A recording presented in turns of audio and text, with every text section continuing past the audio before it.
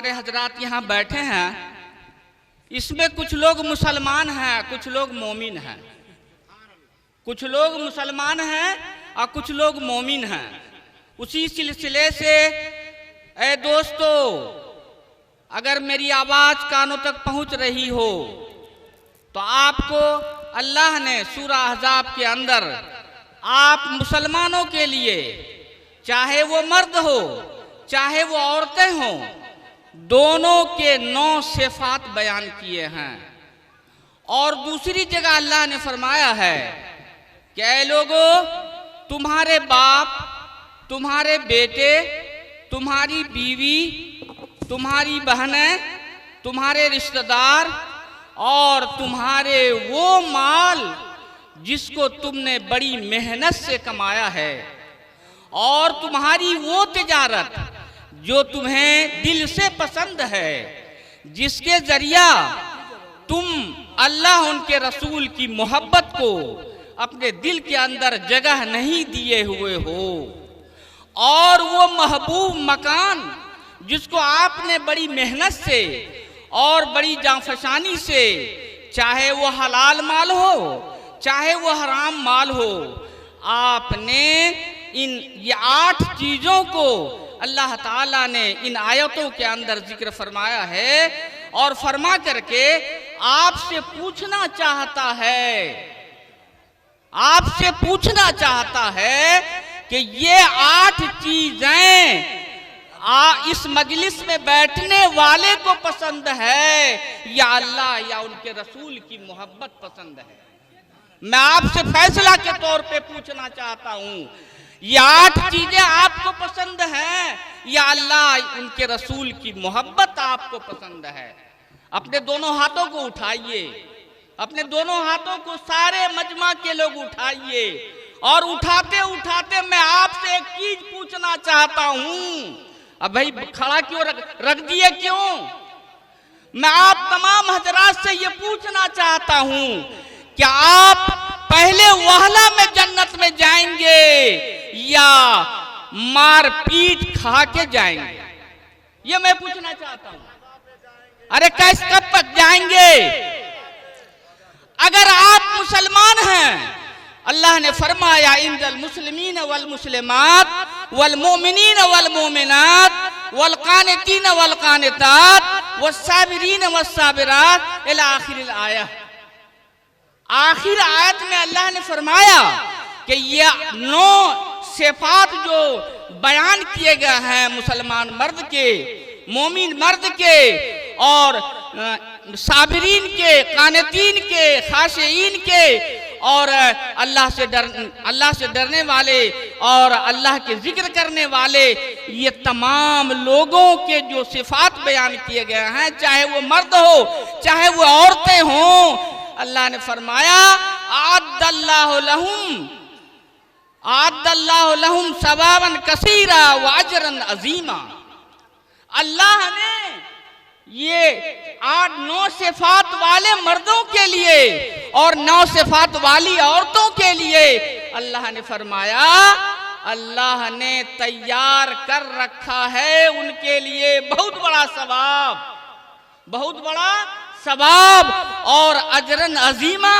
अल्लाह ने और फरमाया कि इतना बड़ा सवाब, इतना बड़ा सवाब कि तुम गिन नहीं सकोगे। मैं आप हजरात से एक चीज कहना चाहता हूं, गजवा का मौका है, गजवा में मुसलमानों की जीत हुई है, लेकिन 3 सहाबी शहंशाह हिरकल के कब्जे में आ जाते हैं। 3 सहाबी, और सहाबी जब कब्जे में आ जाते हैं तो मैं ये चीज आपके सामने इसलिए रख रहा हूं कि दोस्तों, आपने कलमा ला इलाहा इल्लल्लाह मुहम्मदुर रसूलुल्लाह का अगर आपने जिस्मानी एतबार से इकरार कर लिया है तो आपको उस चीज को, उस कलमे को रूहानी तौर पे अंदर में जगह देना होगा। और मुसलमान की नमाज याद रखें, कज़ा होती है, नहीं पढ़ते हैं, हराम खाते हैं और न जाने उसका उठना बैठना चलना फिरना लेन देन मामला बिल्कुल ही शरीयत से हट के होता है। लेकिन अगर वो मोमिन है, मोमिन के औसाफ से मुत्तसिफ हैं, तो कसम खुदा चाहे जहां कहीं भी रहेंगे वो, चाहे खुशकी में हो चाहे वो तरी में हो, उनकी नमाजें कभी कज़ा नहीं हो सकती। अल्लाह का खौफ, रसूल का खौफ, रसूल की सीरत के हिसाब से उनकी अमली जिंदगी दुनिया में कटती है। तो मैं ये कह रहा था दोस्तों, हिरकल के दरबार में 3 सहाबी को पेश किया गया और तीनों को बार बार प्रेस किया गया। कहा गया कि तुम अपने अल्लाह उनके रसूल के ऊपर जो ईमान लाए हो उसको बिल्कुल छोड़ दो। तुम्हारे लिए दुनिया की सारी दौलत, सारी चीजें तुम्हारे लिए बिल्कुल फ्री हैं।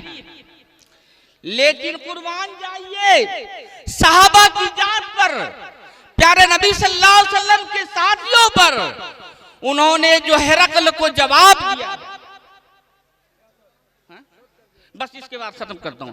हिरकल को जवाब दिया है तो हिरकल ने उस जवाब को सुन करके एक सहाबी को दूसरे सहाबी को कड़कते हुए तेल में डाल करके दुनिया से नापेद कर दिया, उनकी मौत हो गई। लेकिन मोमिन की शान अंदर से नहीं गई, मोमिन की शान अंदर से नहीं गई।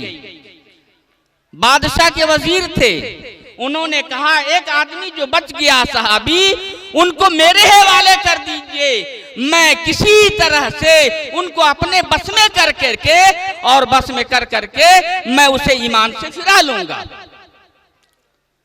उन्होंने तदबीर सोची, अपनी बेटी को उनके हवाले करते हैं, अपनी बेटी को उनके हवाले करते हैं और कई दिन तक 40 दिनों तक ये सिलसिला रहता है। दोस्तों, ईमान अगर अपने अंदर कूट कूट के भरा हुआ है तो दोस्तों मैं आपको कह दूं, प्यारे नबी सल्लल्लाहु अलैहि वसल्लम की खिदमत में रावी हदीस बयान करते हैं कि प्यारे नबी सल्लल्लाहु अलैहि वसल्लम की खिदमत में एक आदमी हाजिर होते हैं और फरमाते हैं कि मेरे पास ईमान की बहुत सारी शाखें हैं। प्यारे नबी सल्लल्लाहु अलैहि वसल्लम ने इरशाद फरमाया, मेरे तरफ से 5 शाख को और ले लो। पहली बात यह है कि जरूरत से ज्यादा खाना मत जमा करना, जरूरत से ज्यादा खाना मत जमा करना, जरूरत से ज्यादा दौलत जमा नहीं करना और दुनिया तलबी के मामले में, दुनिया हासिल करने के मामले में एक दूसरे से सबकत मत करना। और सबकत कहां करना है? दीन के मामले में अपने आप में सबकत करो, अल्लाह के तरफ से बड़े अजीम नेमत से नवाजे जाओगे।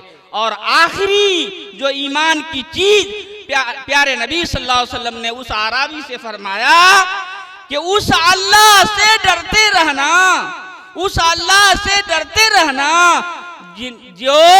जिनके पास तुम्हें लौट कर जाना है। मैं बस 2 मिनट दोस्तों मैं एक चीज आपको कह के जा रहा हूं, इन्ना इलैना इयाबहुम सुम्मा इन्ना अलैना हिसाबहुम। ए मजलिस में बैठने वाले लोगों, मेरे बूढ़ा बाप दादा दाखिल लोगों, नौजवान लोगों, मेरे साथियों, आपको अल्लाह के यहाँ जाना है और जाना ही नहीं है बल्कि अपने तमाम किए हुए का जो दुनिया में आपने किया है उसका हिसाब पाए पाए का देना होगा। हम अपने ईमान को मजबूत करेंगे ना भाई, और अपने ईमान को मजबूत करके अल्लाह के यहाँ क़यामत के मैदान में 5 सवालात जो होंगे आपसे, उनका जवाब आसानी से दे करके और दुखूल जन्नत का हमारे लिए सबब हो जाएगा।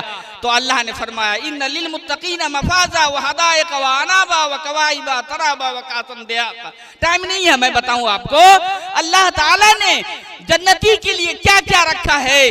अगर टाइम रहता तो मैं एक ईमान क्या है, इस्लाम क्या है, ईमान क्या है, मैं इसके ऊपर मुफस्सल आप रोशनी डालता। अल्लाह से दुआ कीजिए कि अल्लाह ताला हम लोगों को, चूंकि अल्लाह के पास जाना है, हिसाब किताब भी देना है, ये दो चीजों को मद्देनजर रखते हुए दुनिया की जिंदगी गुजारें। अल्लाह हमें और आपको इस चंद बातों पर जो आपके सामने रखी गई है चलने फिरने की तौफीक अता फरमाए।